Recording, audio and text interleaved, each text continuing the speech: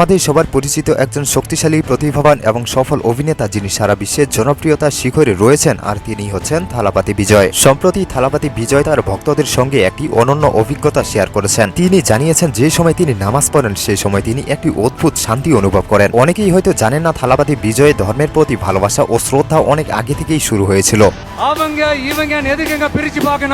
বিজয় বলেন, অনেকেই আমাকে হিন্দু মনে করেছেন, কিন্তু আমি একজন খ্রিস্টান। আমার বাবা কি ধর্ম অনুসরণ করতেন সেটা আমি জানি না, তবে আমার মায়ের ধর্ম অনুসরণ করি। এছাড়া বিজয় উল্লেখ করেছেন যে তার নামাজ পড়াকে নিয়ে অনেকেরই বিভিন্ন মতামত রয়েছে। কিছু মানুষ এটি প্রশংসা করেছেন, আবার কিছু মানুষ এটিকে নেতিবাচকভাবে নিয়েছেন। বিজয় বলেন, অনেকেই আমাকে ভোট পাওয়ার জন্য এসব বলছেন বা আমার নামাজ পড়া নিয়ে নানা রকম কথা বলছেন, কিন্তু আমি চাই না যে আমি যা করছি তা নিয়ে বিতর্ক হোক। আমি আমার বিশ্বাসের পথে চলেছি এবং আমি মুসলিমদের প্রতি সম্মান রেখেছি।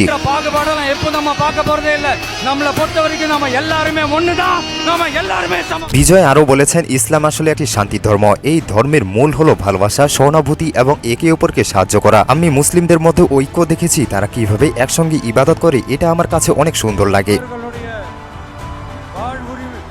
প্রিয় দর্শক, আমরা অনেকেই জানি বর্তমান সময়ে থালাপতি বিজয় চলচ্চিত্র অভিনয় থেকে অনেক দূরে রয়েছেন। এর মধ্যে শোনা যায় তিনি রাজনৈতিক দলে অংশ নিতে চান, যার কারণে সিনেমা থেকে দূরেই রয়েছেন তিনি। প্রিয় দর্শক, বিজয়ের এই চিন্তাভাবনাগুলো নিয়ে আপনার কি ভাবনা তা অবশ্যই কমেন্টে জানিয়ে দেবেন, এবং যদি ভিডিওটি আপনাদের ভালো লাগে তবে সাবস্ক্রাইব করতে কোনো মতেই ভুলবেন না।